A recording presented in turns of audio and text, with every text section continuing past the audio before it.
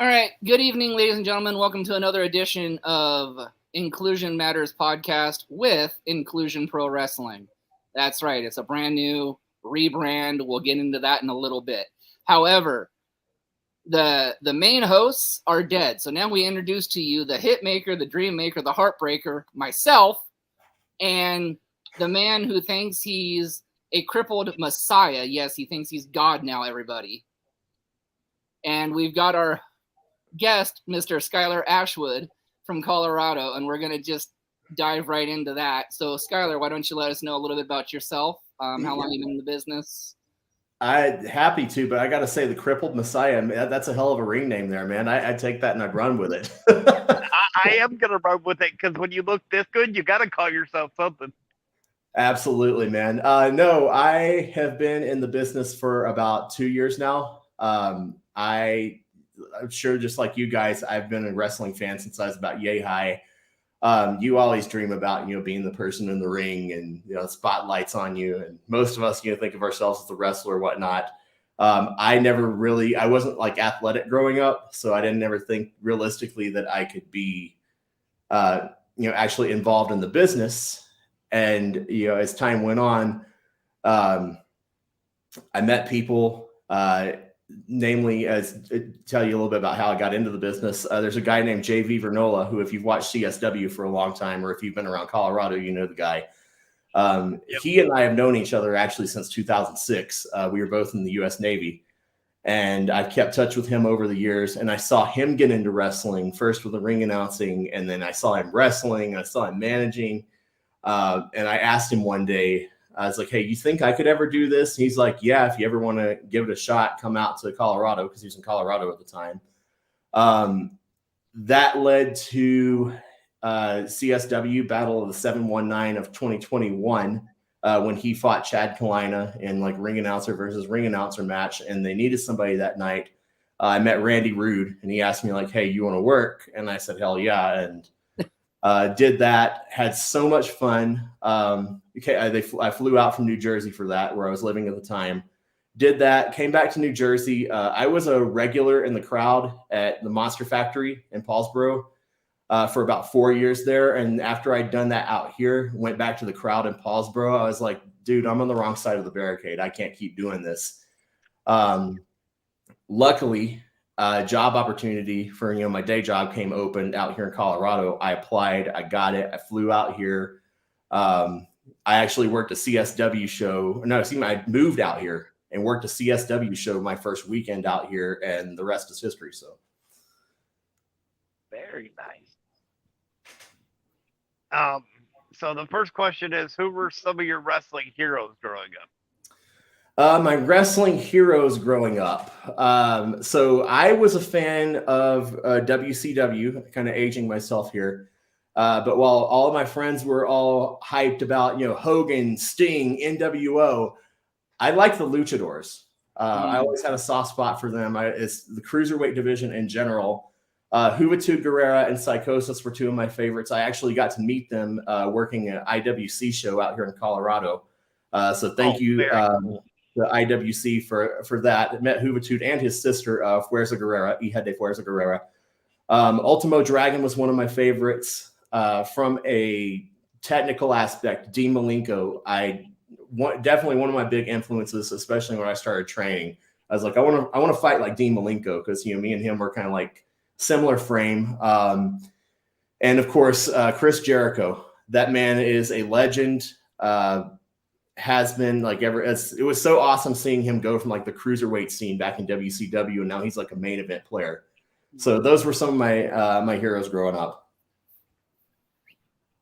All right. Well, we're just gonna hit you on the spot here, man. Bring it. We want your top 5 indie female wrestlers. Love this because there's so many that I especially that I've met over the last 2 years who I think the world of. But I'm going to start back at the Monster Factory in Paulsboro, New Jersey. You might actually know this girl. She was on NXT as Sloane Jacobs for about a few months. But now she's back on the indie scene. Her name's Notorious Mimi.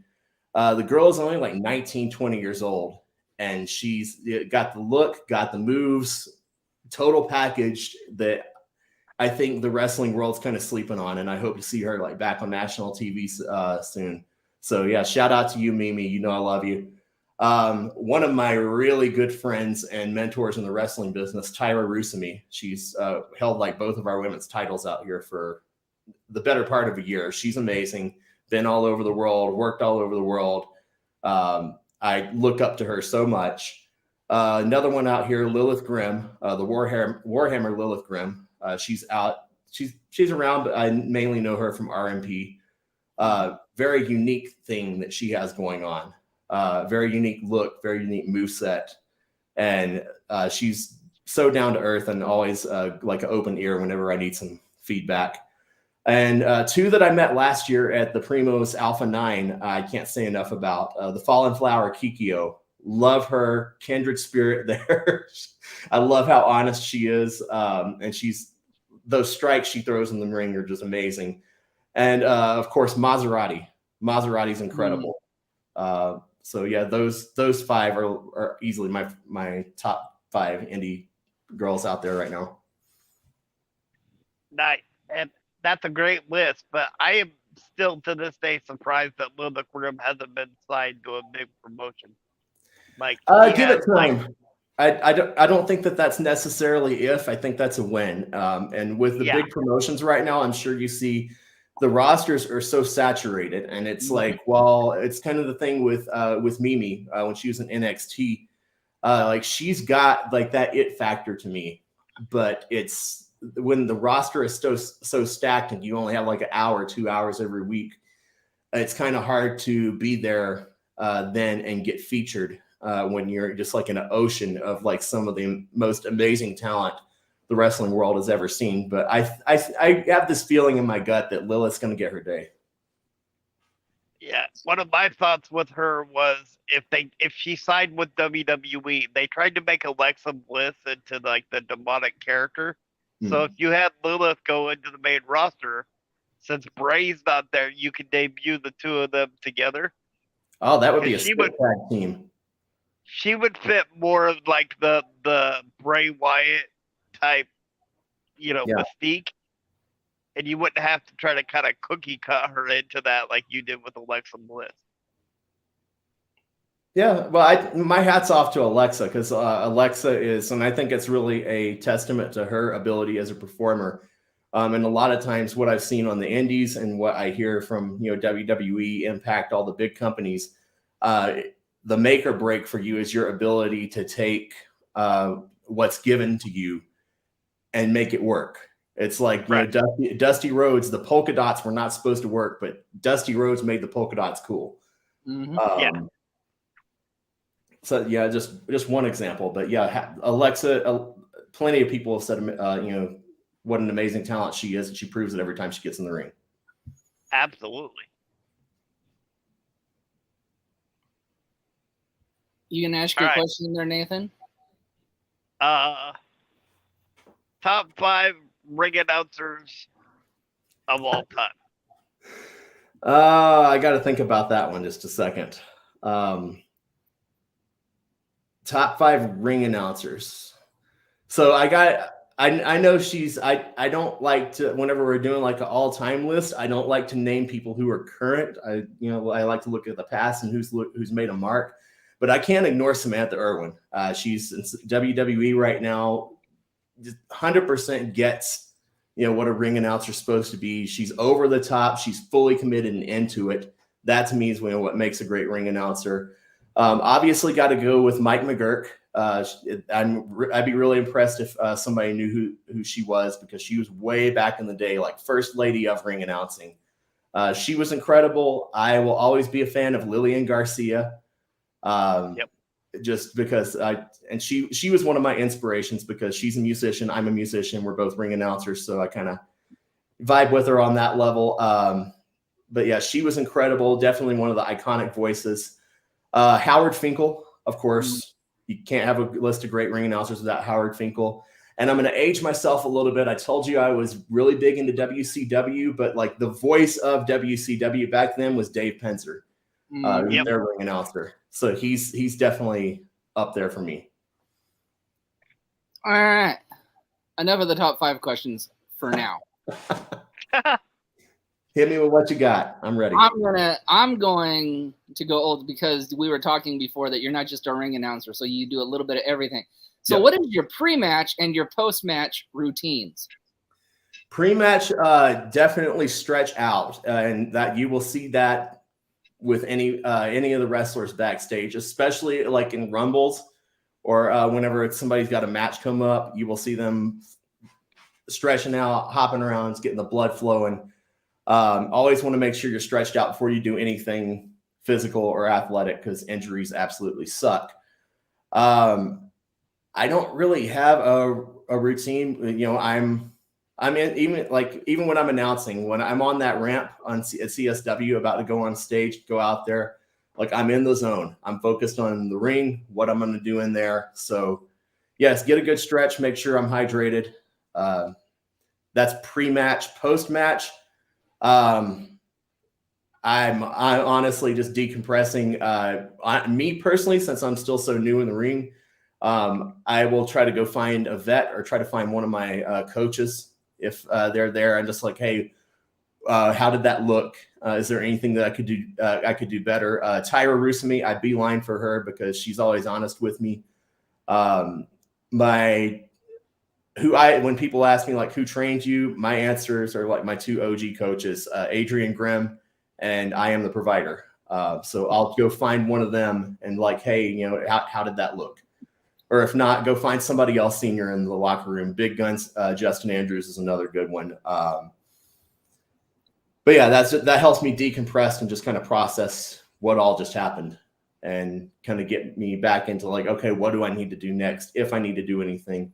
If I'm clear for the night, I'm back to, you know, watching what's going on in the ring because, you know, if you're back there, and my personal belief, if you're back there and you're not watching what's going on in the ring, watching your friends in the ring, watching your seniors in the ring, your mentors, your coaches, you're wrong because you can learn something from everybody out there. So a little bit longer of an answer, I'm sure, than you wanted, but that's kind of the gist of it. And Messiah, don't you dare, Messiah. Don't ask it. All right. I won't do it this time. No, go ahead. I know you're do it. Vamos. So go ahead. So, I know you're going to go.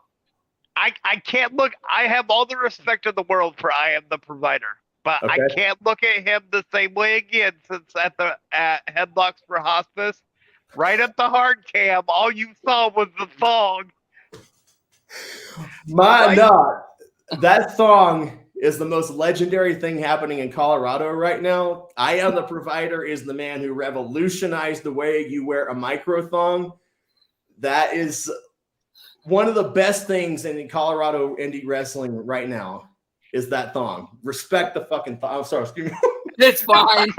No, you're good. The thong. I do because I was trying to watch the match between him and Type 1, but I couldn't not pay attention to is he ever gonna pull up his pants or gonna see the No, if provider is out there, you will see the thong. Respect the thong. That is the king of thong style. Understood.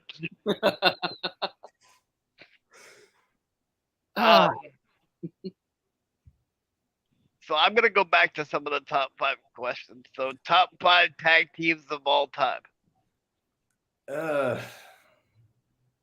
Tag teams. I have a hard time with this question because it's hard to separate like my 5 favorite tag teams and like who I unbiasedly know or who I unbiasedly believe are the top 5 like greatest tag teams. So greatest, you got to throw the New Age Outlaws in there, Legion of Doom. I know they're still active, but Motor City Machine Guns are going to be up there for me. They're incredible in the ring. Yes. I know you got the big triad from the TLC match, but out of them, the Hardy Boys are always going to be up there to me. And I'm going to break my own rule here, and I'm going to say FTR. FTR are like certified future Hall of Famers, in my opinion. Yep. Very nice. All right. I'm going to do it. put your Booker hat on. Oh, We want you to book the ultimate WrestleMania card, sir. 6 matches. Oh, God. 6 matches, any generation, any promotion. And indies are available. So you can Indies are available. God, if you're putting me on the spot, I don't expect this to be perfect, but I would kick that off. I would want like a freaking technical classic to kick this off. So I would go with Ken Shamrock in his prime versus Zack Sabre Jr. now. Ooh. You know that would be crazy. Just to throw some, indie, some of my indie folks in there. I would love to see what the hell would happen if you put the Usos in there with the Pillars of Destiny. Do you know who I'm talking about? Yes, I do. Oh, yes. Oh, yeah. That would be amazing. I would want. I'm gonna save that for later on. I know this is one that I want. One everybody wants. AJ Styles in his prime versus Shawn Michaels in his prime. Oh my gosh. Throw that there. Give me, so that's 3. I am going just because we need a cool down, and I want just like a throwback. Let's make this really interesting. Either of you guys remember SummerSlam 2000 the Cat versus Terry Thong Stink Face match? Yes. Mm-hmm. Let's go with the Cat and Rikishi versus Terry and I Am the Provider in a tag team Thong Stink Face match. Yes. I want a women's Hell in a Cell match for, I don't know, whatever women's title, and all these people in their prime. Let's go Rhea Ripley, Ruby Soho, Akira Hokuto, if you know who that is. Mad respect. She's a Joshi. Yes. Alundra Blaze, Ivory, and Lita in a Hell in a Cell match for the women's title. And main event, I want a fatal 4-way for the world title between Andre the Giant, Vader, Brock Lesnar, and Keith Lee. Woo. Good Lord. Wow. Flash booking there. Bam. Yep. Wow. You would have to put that in the main event. There would be no ring left after it's that. It's the main event. Who needs a ring after that? It's a main event. Destroy the ring. Give me a superplex. Break that damn thing and keep going. There you go. Go through the English announce table, the Spanish announce table, the Japanese, the Finnish, the French, the Punjabi. Go through all the announce tables. It's the end of the night. Just break everything, and those 4 could do it. Yes, they could. And I don't know how many hats you can handle, but based off of that card, Randy, if you're listening to this or you will listen to this later, you need to let this man book some of the CSW shows. Oh, God. I don't know if I can handle being a booker. That's like the 2 jobs in wrestling I don't know if I could do, promoter and booker. My hat is off to people who do that. Randy, Pete Milano, Joe Vernola, Chad Kalina. If you've ever ran a show or booked a show, my hat's off to you. So what's the best advice your trainers ever given you, or do you still use that advice today? So the best advice that my trainers have ever given me, obviously they're going to tell you go to training. You see, it really is the difference in like good wrestling and bad wrestling once you're out there. you can plan a match all day long, and not everything is going to go the way you planned it when you get out there. And you need to know how to improvise and how to get back on course. And if you just, like, oh, my time in the ring whenever I'm out here is enough, especially when you're new, no, it's really not. Practice makes perfect. I've always said the moment that you stop being a student of the game is the moment you need to get the hell out of the game. Everybody still learns. So, always go to training, keep yourself as sharp as possible, because you want to look as good as possible when you're out there. So that's kind of like my trainer's big things as far as their advice to me. And plus that's safety's everything. It's about making it look like it hurts without it actually hurting, or without it actually hurting you. And while he wasn't one of my trainers, my first wrestling seminar was with Bryce Remsburg, who's a referee at AEW. And it's something that I absolutely use to this day. His big takeaway from his seminar is the more you know how to do, the harder it is to get rid of you. So that's kind of why I can't just be a ring announcer. I learned that the hard way with one promotion, that they thought that's all I could do. So they found somebody else whenever I couldn't make it, and bam, he had the spot then. So since then, I was like, yeah, I need to learn how to commentate, which is an easy transition. I need to learn how to manage. I need to learn how to be thrown in a battle royal.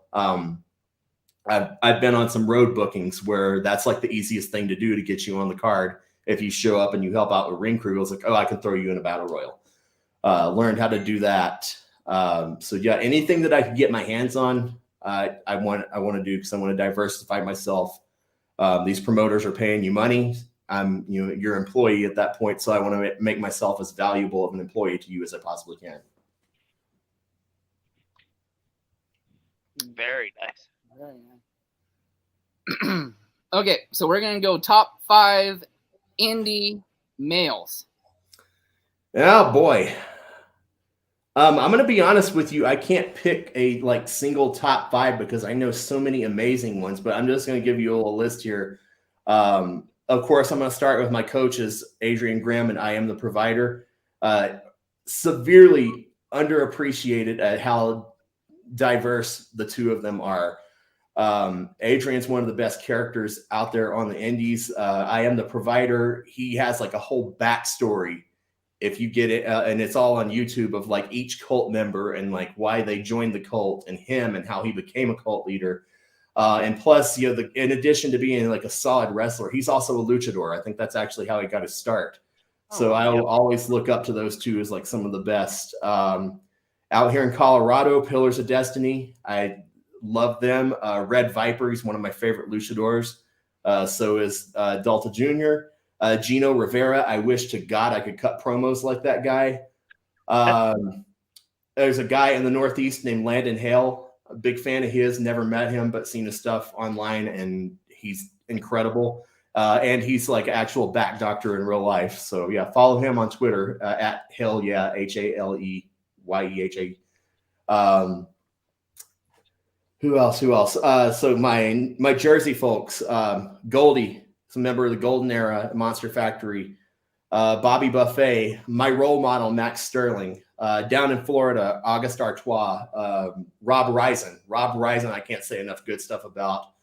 Risen has helped me so much in the short time that I've been in the business. I love Risen.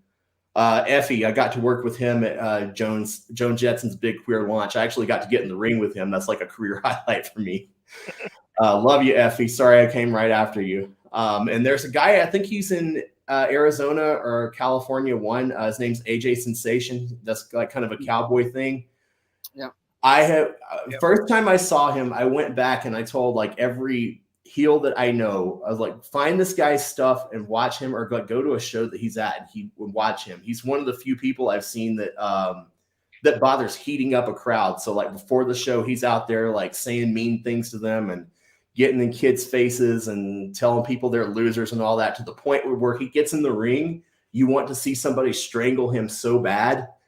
And that's bad guy 101 right there. Make them hate you so much, make them want to see somebody haul off and punch you in the face. So yeah, I think, sorry, I'm a little long-winded there, but I can't narrow that one down. Oh, you're fine. That's fine.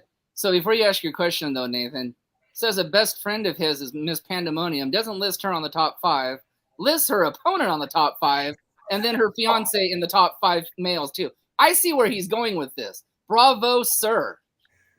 Hey, Panda has. I've been in 3 battle royals now, and at least 2 of them. One of them, Panda stood by and watched Niles Blood beat me up, and the other at Jones Big Queer launch, Panda came and beat me up. So, so he's got his reasons. I'm not ever going to get in the ring one-on-one with Panda. I don't have a death wish, but yeah, Panda knows I love her.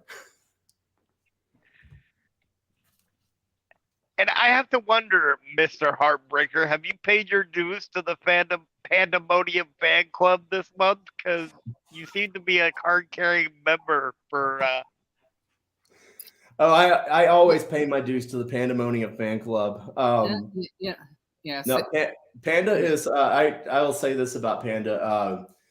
When it comes to like the beginning and end of shows, Panda is like an amazing leader. She steps up and she kind of takes the wheel of like getting everybody, keeping them on task. Like, we got to get this ring together. We got these chairs set up. We got to get this torn down so we can get out of here.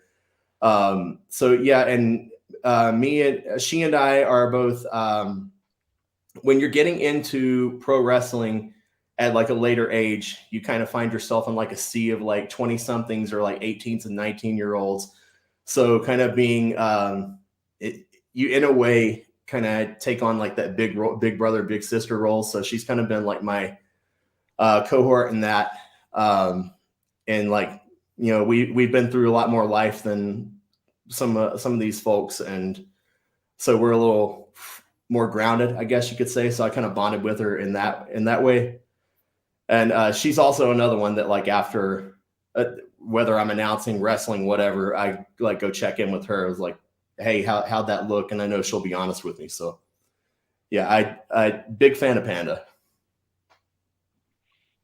And yes, Mr. Crippled Messiah, to answer your question, I have paid my dues in full for the next 3 years. So how about that? Oh, you were asking him. He was asking you that, not me. It's all right. And I go off on this long tangent, and I'm like, it's all good. It's perfectly good. I'm glad there's another member of the Pandemonium fan club besides me. Oh, yeah, to be fair, I'm also a big fan of Panda, but I'm not gonna like go bow to her like my cohort up in the right hand or left hand corner. Hey, Panda loves her fans. Panda loves her fans. You better be careful. Remember, Miss Panda carries that kendo stick just like another boss lady that owes you a receipt, dude. And like I told the first boss lady, if she wants to try to hit me, she can bring it. I'll take it. Fired. But I'm sorry, I interrupted your question. Go right ahead.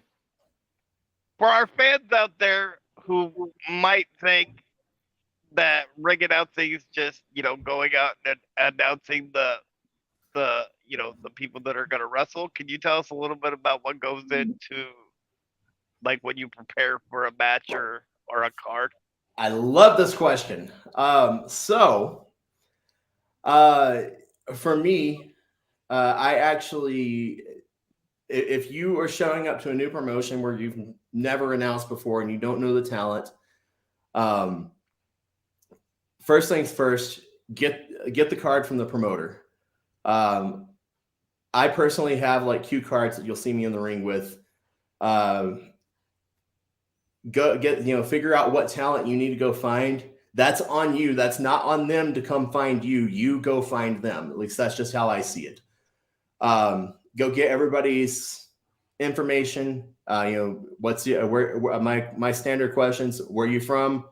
What do you weigh in at? And I usually only do that with males or male identifying people. I forgive me. I was brought up down south. I would never ask a woman or a female identifying person their weight. There are exceptions that I've had them come to me like, no, I want my weight. Lilith Grimm does that, but it goes into like her gimmick. But yeah, where are you from? What do you weigh in at?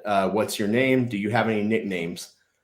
So that's gathering all that together, getting any kind of any kind of ads or advertisements for sponsors together that you have to deliver.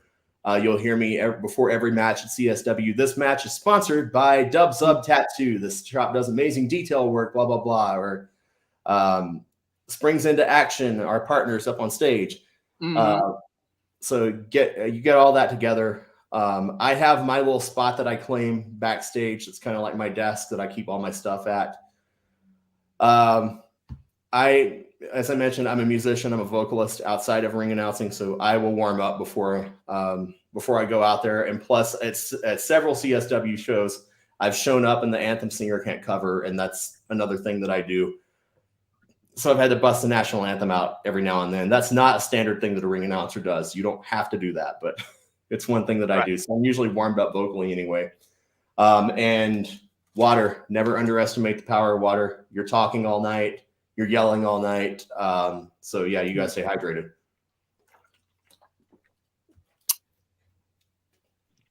Very cool. Very nice.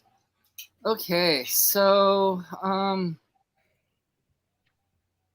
what are some of your hobbies that you enjoy doing outside the ring? So outside of the ring, I mean, you can see behind me, I got a piano back there. Every now and then, I don't play as much as I used to, but every now and then I'll go hop on that thing just to kind of get myself chilled out. I'm primarily a singer, so I'm not as big of a fan of karaoke as I used to be. I don't know what it is that I lost about that, but yeah, that's something I do to chill out.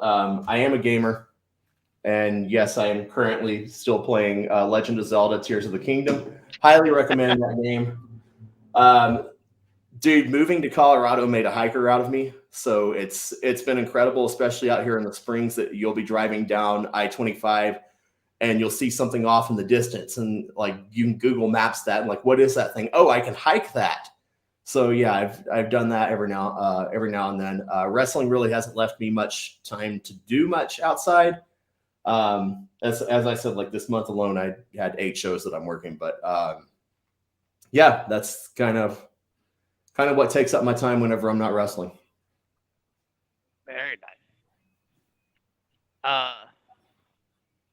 Top 5 commentary teams of all time. Oh, teams. Or individuals, either way.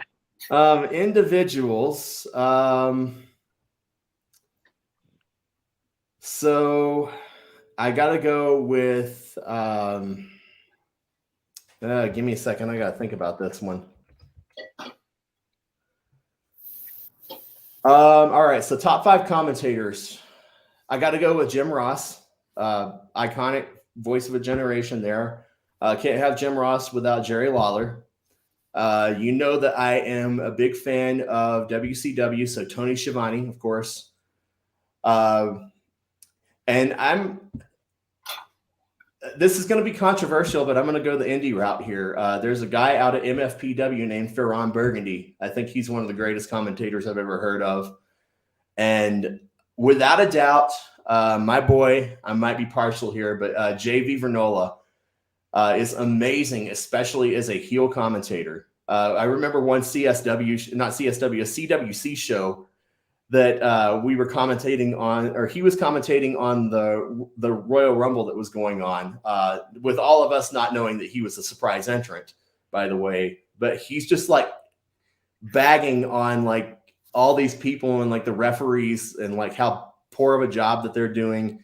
And it was me. I was up there, in my announce station. Lilith Grimm was on guest commentary. Larry Nabisco and Rocco McSqueets. He had us rolling, and I thank God that there was no camera on us because we could not keep a straight face for the life of me. And I wish I could find that footage and send it to you. Just all the bam, bam, bam, bam, bam, just zinger after zinger. He is far better than he ever gets credit for, and people already think he hung the moon. So yeah, he'll think I'm kissing his ass, but no, he's on my top 5 commentators. Got ya. All righty. Well, we're not going to do the traditional one, so we're going to do this. The top. Okay, so in your opinion, it'll be a 2-parter. The best wrestler turned actor, and then the best wrestling personality in show business. Best wrestler turned actor. It is so tempting to say The Rock or John Cena, but I really think when it comes to the art of acting, I think that Dave Bautista actually supersedes both of them as far as like the breadth of work that he's done. Whereas Rock and Cena have kind of been typecast, and don't get me wrong, they are some of the GOATs. But I've been more impressed as a former stage actor myself. I've been more impressed with Batista's acting chops, really, than anybody's. And best, what could you clarify? What do you mean by best wrestling personality? Like it could be like on Saturday Night Live or like the smaller screen stuff.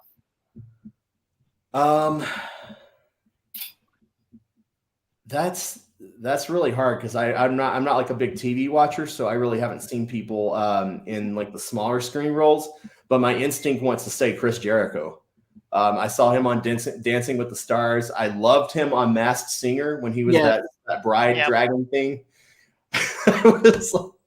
That episode I literally posted on Facebook, and I was like, who in their right mind hears that and does not know that that's Chris Jericho? It took me 2 episodes, honestly. I didn't get it the first one. I got it the second one. Really? I was like, that British accent is so fake, but like, it's like you can't. That's an iconic voice. That's a voice I grew up with. Yeah, the first one threw me off until he did that second one. Where he does the, the baby type thing. That's what it's like. That's Jericho. No, I was real impressed with him and Alexa Bliss on Masked Singer. That was pretty incredible that they did that. But no, I'd go with Jericho. There's a lot of top categories I put Jericho in. Yeah, that's very true. What is the craziest thing you've seen at a wrestling show? Craziest thing I've seen at a wrestling show. But what do you mean by that? Like either from the crowd or in a match or. So I don't know if it was a Red Rock Rumble, but and you might have seen this if you watched CSW, but we had a fan jump in the ring at CSW.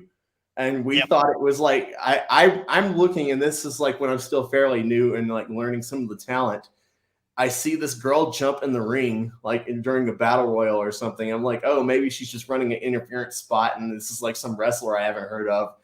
And I don't remember if it was Panda or Tyra that like ran past me like, there's a fan in the ring. There's a fan in the ring. So they drug that girl out. And normally I'm used to seeing like, if you jump in a ring at a wrestling show, your ass is getting 86. Like you were out of there. Yeah. You're probably going to be banned from any future shows because you don't freaking do that. Right.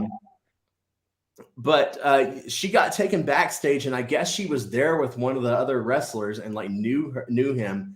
So it's like, and then I go back there like after the match is over, and I see her just like hanging out with a bunch of wrestlers. I'm like, you jumped in the ring and you did something that gets people thrown out of venues, and now you get rewarded with a goddamn meet and greet. Like, yeah, and arrested. We're not talking just thrown out. Like if you did that at like WWE, you would be arrested. No, like you don't jump on stage because you're pissed off that Hamlet killed Paris or Mercutio or somebody. Yeah. You don't jump on stage because you're mad that Britney Spears tanked a note or something. You don't jump in a wrestling ring when you're at a wrestling show. It's exactly good way to get yourself hurt. Yeah, it's ridiculous, man. But no, I'd say that's probably taken the cake as far as like what I've seen at a wrestling show that was not planned. Wow. Wow.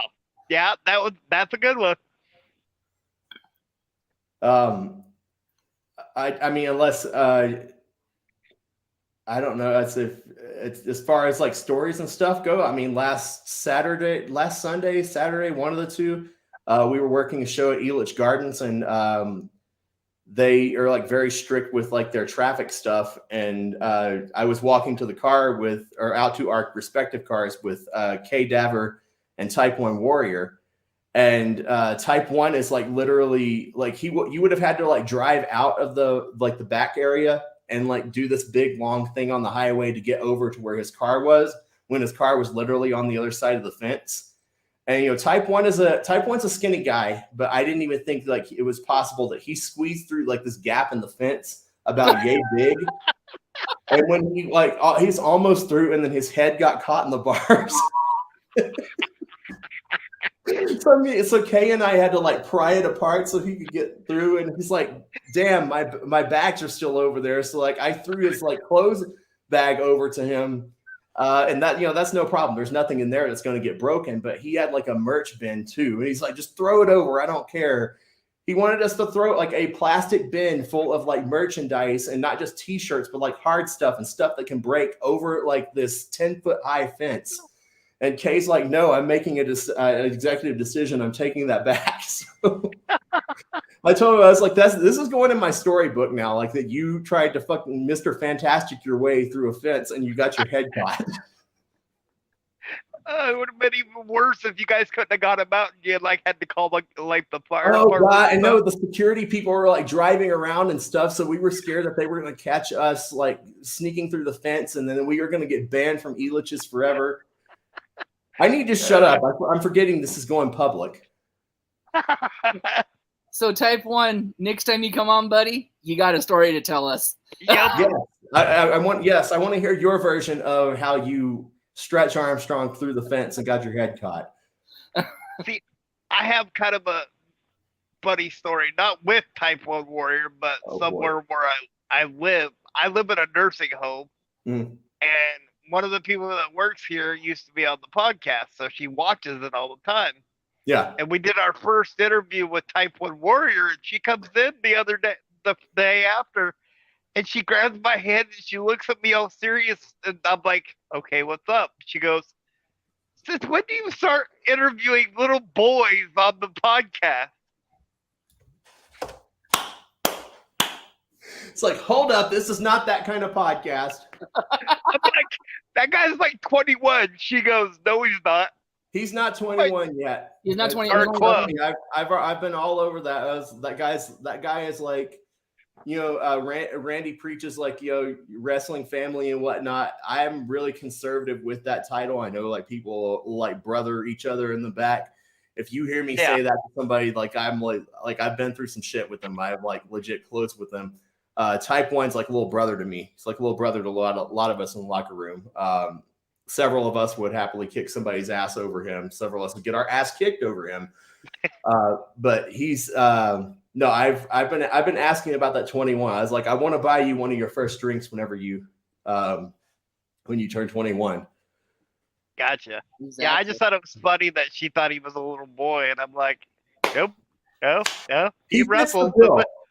He fits the bill. He's got those youthful looks that we all wish we still had. He does. But okay, so we were talking before the show started.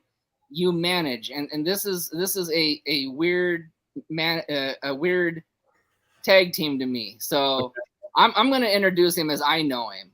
So you've managed Kate Aver and Mr. Crybaby because I lost the Red Rock Rumble. Yes. What's that like? That was honestly the most fun I've ever had managing, and it was funny. We were at Elitch Gardens. That's where I managed Blood Sugar for like just that one-off. Mm-hmm. Kay comes up to me, while I'm standing there talking to Type 1, and she's like, "So who'd you like managing better, me and Killian, or Type 1 and Niles?" It's putting me on the spot, and I hope I didn't upset Type 1 when I said it. I was like, it was a lot more fun managing you guys because like in general, like I have more fun being the bad guy. Like I've always wanted to be the bad guy, but you can't be the bad guy as an announcer because your job is to host and get people hyped up. Right. But yeah, I can tell you, I've done several like incredible feeling things in my life. I have snorkeled the Great Barrier Reef. I've climbed Mount Fuji twice. I have lived out my dream in professional wrestling. And I can't say that I have done anything in my life that felt better than calling a group of like 400 people in Grand Junction, Colorado, a bunch of imbecilic morons to their face. That was, it was like this rush, this exhilarating thing. And to kind of be forced to like, when I'm out there as Schlar Ashwood, you know, I don't consider myself. There's a lot of parallels between me and that character. But to make a heel character, which I did, that's now my alter ego is as a heel manager. I'm Tyler Ashwood, and that's Skylar's evil brother. But to come up like on the fly with, okay, like who is Tyler? Like, how is he different from Schlar? It's like, well, there's so many parallels between me and Schlar. I was like, why don't I like try to make Tyler like the antithesis of what I am? And, you know, me being kind of like the high strung, you know, professional that I am, because I've been in communications for 20 years. I would never get on a mic and call people imbecilic morons or any of these other little zingers that I have come up in the back of my head, or tell them to shut up and eat their tacos and drink their margaritas. So yeah, it was. I'm still developing who Tyler is. So it was so much more fun to like manage the bad guys, and Kay and Killian were amazing. I can't say enough good things about them. Okay, well that's good. Are you just saying that because you were scared that Kay was going to scream at you if you didn't? No, Kay's going to scream at me regardless. So that fear is gone. It's like it's an inevitability that Kay is going to scream at me, especially when we lose, which we did twice that day. Oh, kind of like Killian did at the Red Rock Rumble. I'm not. You were like a dog with a bone on that one, aren't you? I still have to be like in proximity of Killian, and I don't want to get my ass beat. So that's right. Yeah, I'm gonna let you poke that bear. He's taking the high road on that one, and he can't get to you. So, if anything, what's the strangest thing that's happened to you when you've done commentary? I would say that this is somewhere between strange and incredible. I do English commentary for IWC. It's a lucha promotion here in Colorado.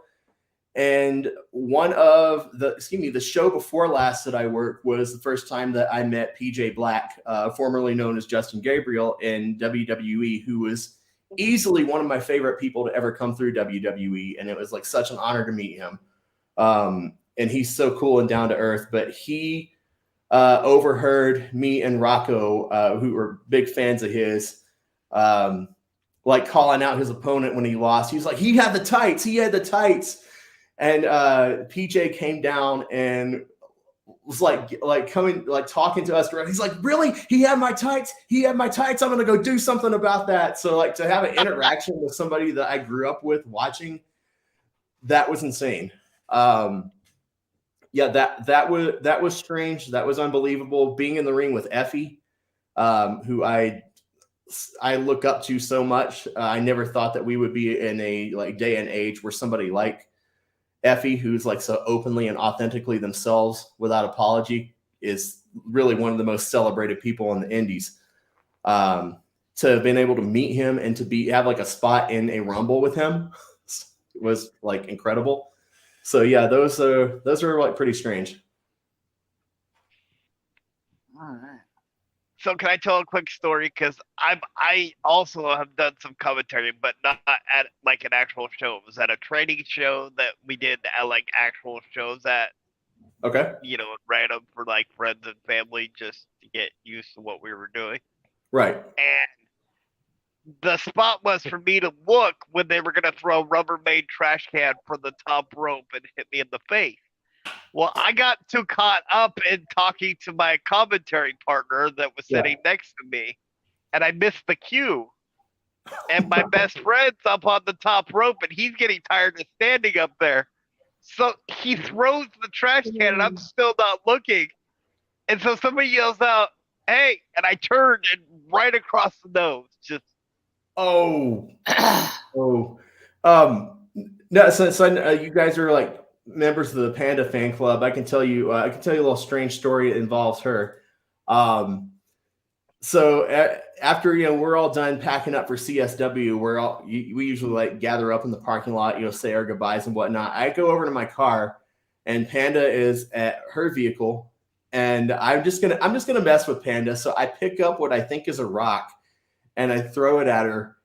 And I realized, like, right after it had left my hand, like I'd gotten a good look at it, as it just started to fly away. That was not a rock. That was like solidified dog crap. So, so I threw dog poop at Panda, and I lived to tell about it. And you lived.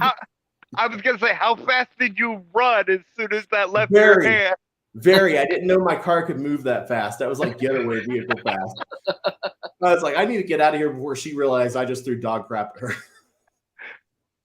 And Like, she who probably did that? doesn't Not realize- me. Sanitizer because I just touched dog crap. And she probably didn't realize that until just now, because remember, this is live. No, I told her later on, and she's just like, I'm gonna kill you.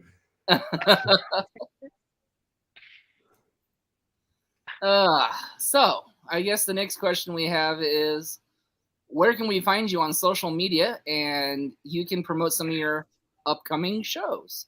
So I am on social media. I really need to like unify my handles, but I'm on Facebook. I have a poorly managed page under Schlar Ashwood. I'm probably most active on Instagram. I will put this in the comments. I don't have access to the comments. I guess I don't. But Sky High Guy, SHCY High Guy. I'm on Instagram. It's probably where I'm most active. I am also a former Twitch streamer. I'm on Twitch at Skyro the Dragon, SCHYRO the Dragon. And I'm also on Twitter at that same handle. So most of what you'll get if you follow me is like I travel a lot in Colorado, and I'm constantly at wrestling shows. So that's the majority of what my social media is. I will say, well, you asked about upcoming shows. I'm glad I have my calendar here. I will be at Colorado Wrestling Connection on July 22nd, this Saturday. And that is at the, oh God, I'd have to direct you to their page. I don't have it on my hands. It's one of the civic centers in downtown Colorado Springs. Yes, really, yeah.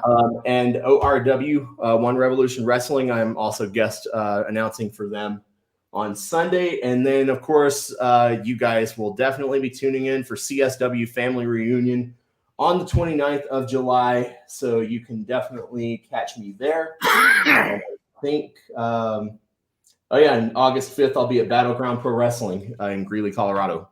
So, like I said, I stay pretty busy, and I consider that a blessing because I know some of my counterparts out in New Jersey that they get to work maybe once a month, and here I am working anywhere from 3 to 6. It's always good to stay busy. Oh yeah, keeps me out of the house, keeps me out of trouble for the most part.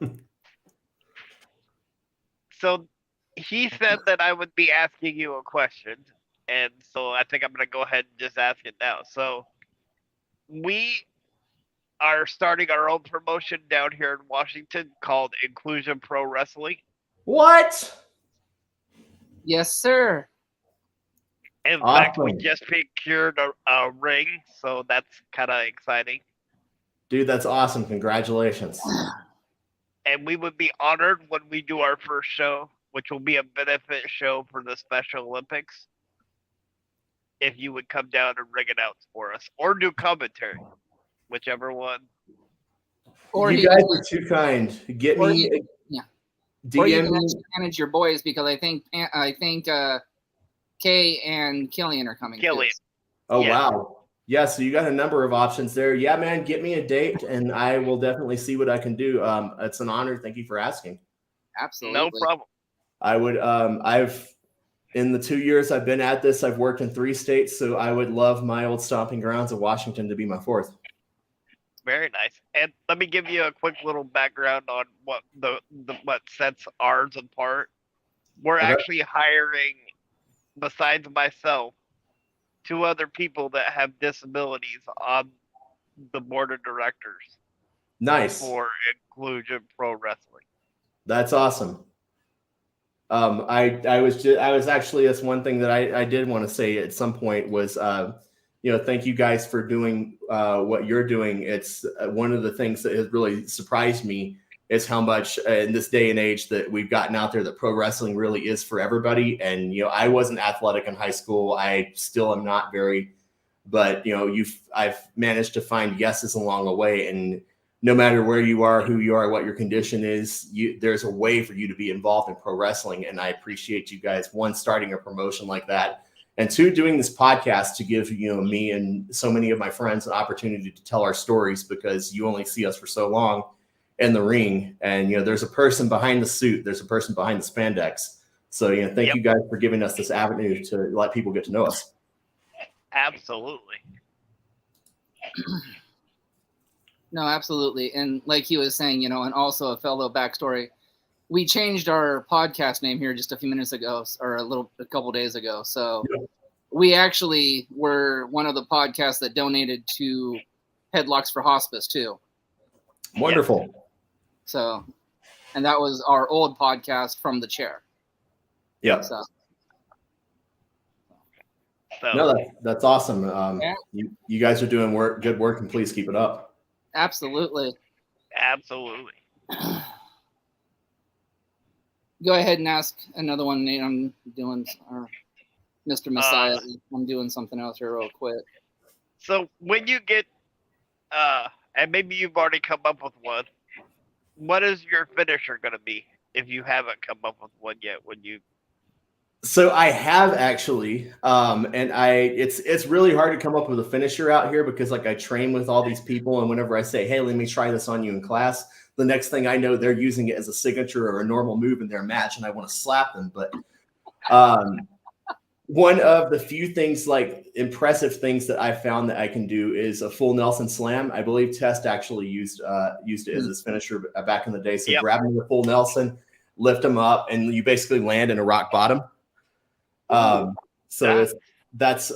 something that kind of surprised you to see out of an announcer. And there was talk of what would I do, or if I was in a match or something, and I came up with that, and it's oh, what would you call your finisher? I was like, I don't know, something stupid like the Skyway to Hell. And they're like, that's cool, you should run with that. So I was like, yeah, that's probably what I'm going to call it, the full Nelson Slam Skyway to Hell. I like that.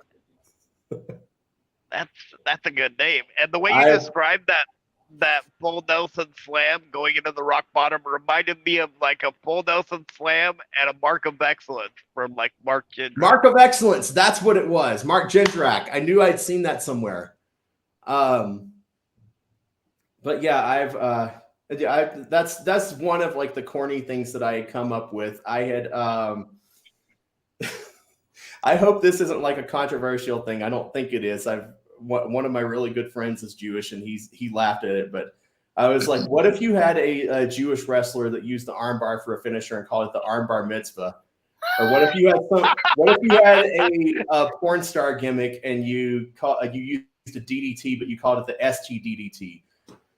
So just little dumb stuff like that runs through my head, and I was like, I wish somebody would run with some of this. You and I would get along just fine, because I do the same thing, just laying here. I'm like, what if you did this? But yeah, that's what I go with. I think that's an easy thing that I could do that looks impressive and looks like it could end the match. I know it's a big thing with our coaches of using a finisher that actually looks like a finisher, or something that could win a match, and not something that everybody uses as a basic move, which is what the super kick has been turned into. Or what the Spanish fly has been turned into. Or my personal favorite, you remember when on AEW, people were all up in arms because somebody won a match with a superplex. I was like, back in the day, a superplex was a match ender. That is and it's just today nowadays that they kick out of it.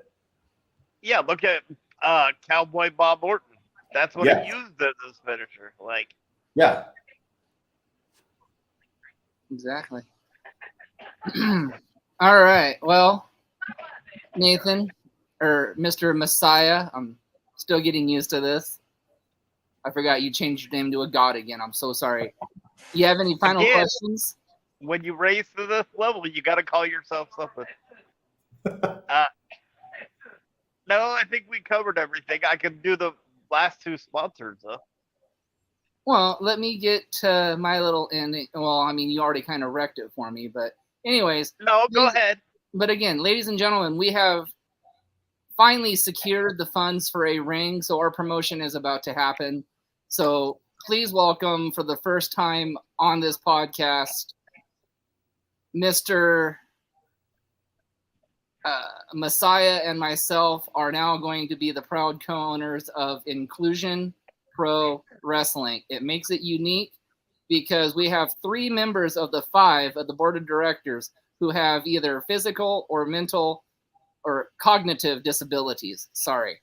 3 of the 5. So right there out of the gate, we are already unique from any other promotion out there because of our Special Olympics motto, Inclusion Matters. So right there is a reason to check us out. We are also looking to employ anybody that has special needs or has been told, hey, you're too small or you're never going to amount to anything. We want you because we want to prove that even you can matter. Even you can live your dreams. You know, we're looking at a big card for our first show. As we said, we have some of our friends from Colorado coming to join us. And we've actually got more announcements coming at later months or later weeks coming down the road. Tomorrow night's going to be an actual special show because it is going to be the christening of a new character, I hear. And I've heard that also. So. We're going to have our very first podcast inductee in the Hall of Fame come on and guest host for us. Yes, that's right. He's a 23-year vet of being a professional referee, and he just retired here last month after reffing over 15,000 matches. That's right, ladies and gentlemen, 15,000 matches in 23 years. The first man in the modern era to referee that many matches since, I think our guest might actually know this guy, Sandy Barr did it back in the original Portland Wrestling. Oh.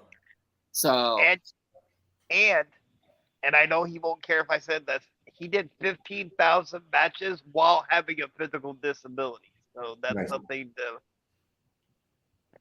So, yes, we are very, very, very excited and proud of this professional wrestling organization promotion.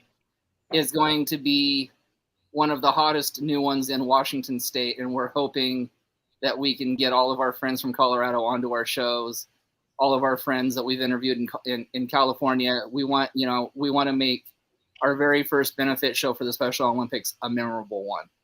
So with that being said, tomorrow night, please join us when we interview the Real Talk, one of the probably best heels I've seen in the Pacific Northwest, Rashad Tyson, and our guest host, the Mr. MVP, the GOAT, the Hall of Famer from Inclusion Pro Wrestling, Mr.